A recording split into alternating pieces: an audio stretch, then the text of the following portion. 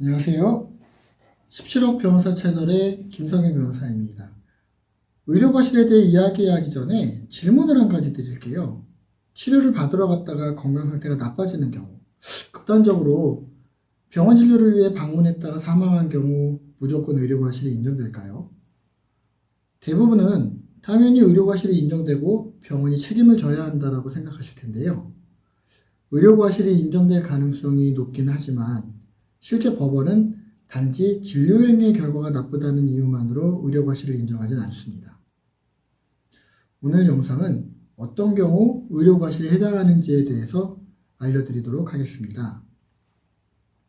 먼저 법원의 의료과실 기준을 알려드리면, 첫째, 해당 진료 과목의 일반적인 의사를 기준으로, 둘째, 당시의 의학 수준과 의료 수준에서, 셋째, 안 좋은 결과를 예견할 수 있음에도 적절한 조치를 하지 못한 경우라는 세 가지 기준에 따라서 의료과실 여부를 판단합니다. 이렇게 설명을 드려도 이해가 어려울 수 있는데요. 교통사고에서 과실을 인정하는 것과 비교해서 생각하면 그래도 조금은 이해하실 수 있을 거예요. 예를 들어, 일반적인 운전자라면 차선을 변경할 때 다른 차와의 거리를 충분히 두고 차선을 변경해야 하잖아요. 그런데 다른 차와의 거리가 짧은데도 무리하게 차선을 변경하다가 사고가 나면 운전자의 과실을 인정하죠. 의료사고도 비슷합니다. 예를 들어 수면 내시경을 하는 소화기 내과에서 수면 마취 약물을 일 정도 투여해야 한다고 알고 있는데, 실제 의사가 수면 내시경을 하면서 빠른 수면을 유도하기 위해서 약물을 2나 3으로 높게 투여하다가 환자에게 부작용이 발생하게 되면 의료과실을 인정하게 됩니다. 이렇게 말씀을 드려도 의료과실을 인정하려면 의료사고 당시의 의학 수준과 의료 수준을 알아야 하다 보니 개별 의료사고에서 의료과실 여부의 판단은 쉽지가 않다라고 느끼실 수 있습니다. 실제로 의료소송에서 법원도 대부분은 신체감정이나 진료기록 감정의 결과에 따라서 의료과실 여부를 판단합니다. 자, 여기까지 듣고 나면 이런 생각이 드실 거예요.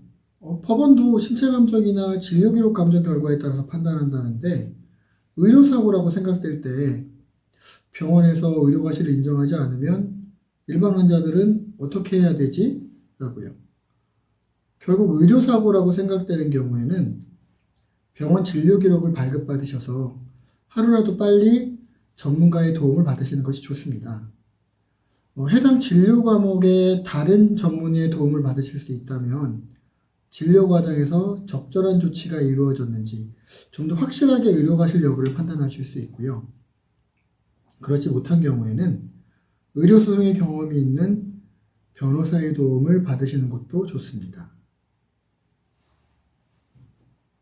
이러한 상담을 통해서 의료사고에서 의료과실이 인정될지 여부를 확인하신 후 병원 측과 개인적으로 합의를 할지 소비자보호원이나 한국의료분쟁조정중재원의 조정과정을 통할지 아니면 법원의 의료소송이나 민사조정 신청제도를 이용할지 여부를 결정하시면 됩니다. 이 영상을 시청하고 계신 분들 가운데 아마도 전문가 상담을 받으라고 하는 이야기에 거부감을 가지는 분이 있을 수도 있어요. 결국 상담 받으라고 광고하는 것 아니냐 이렇게 생각하실 수도 있는데요. 의료사고의 경우 전문가의 도움이 없이는 일반인이 제대로 된 보상을 받는 것은 거의 불가능합니다. 전문가의 도움 없이 의료사고 발생 초기에 어떠한 증거 자료를 수집해야 하는지, 그리고 의료과실 여부를 인정받기 위해서 문제되는 부분은 무엇인지, 적정한 손해배상금이 얼마일지, 병원과 합의를 해야 할지 아니면 소비자보호원이나 한국의료분쟁조정중재원의 조정 절차를 통할지, 법원의 의료소송의 법적 절차를 진행할지 여부 등을 판단하는 게 쉽지가 않습니다. 의료소송에서 나홀로 소송이 불가능하기도 하고요. 최근에 제가 상담한 분도 피부과에서 보톡스 치료를 포함해서 이런저런 시술을 받았는데 한 달이 다 되도록 감각이 느껴지지 않는다고 하시더라고요. 병원에서 조금만 더 기다리면 된다는 말만 믿고 있다가 더는 안 되겠다고 생각해서 병원에도 문제를 제기하고 상담을 하러 오셨는데요. 이야기를 들어보니 시술에 관한 내용을 의사가 아닌 상담실장한테 설명받았고 시술 과정에서도 마취하고 시술을 받았는데 자신의 기억에 의사가 시술실에 들어왔는지 기억이 없다고 하시더라고요. 그래서 진료기록부 외에도 시술실의 CCTV나 상담실의 CCTV 자료를 확인해 보시라라고 안내를 드렸는데요. 병원 측에서는 CCTV 자료 없다. 그리고 있다고 하더라도 이미 30일이 지나서 확인할 수도 없다라고 이야기하고 있는 상황입니다.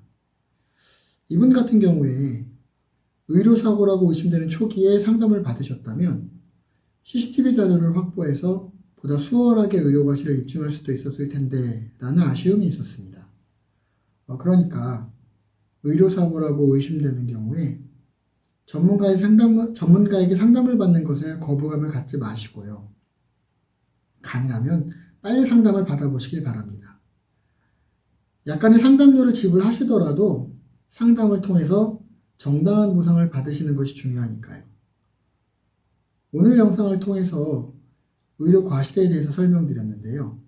최대한 쉽게 설명드린다고는 했는데 의료의 진료 과목이 매우 다양할 뿐 아니라 의료 진료 과정에 따라 주의해야 할 부분이 다르기 때문에 잘 이해하기 어려우실 수도 있습니다. 그렇지만 법원에서 과실을 인정하는 3가지 기준. 첫째, 해당 진료 과목의 일반적인 의사를 기준으로 한다. 둘째, 당시의 의학 수준과 의료 수준을 고려한다. 셋째, 안 좋은 결과를 예견할 수 있음에도 적절하지 못한 경우에 의료 과실을 인정한다. 라는 3가지 기준만 알고 계셔도 최소한 의료사고를 의심해야 되는지 여부는 판단하실 수 있다고 생각됩니다. 17호 변호사 채널은 앞으로도 의료사고와 관련해서 여러분들이 의료사고 피해를 입었는지 정당한 보상을 받기 위해서 어떻게 해야 하는지에 대해서 쉽게 알려드리려고 하니까요. 구독하셔서 도움되는 정보 챙겨가시기 바랄게요. 영상 끝까지 봐주셔서 감사합니다. 감사합니다.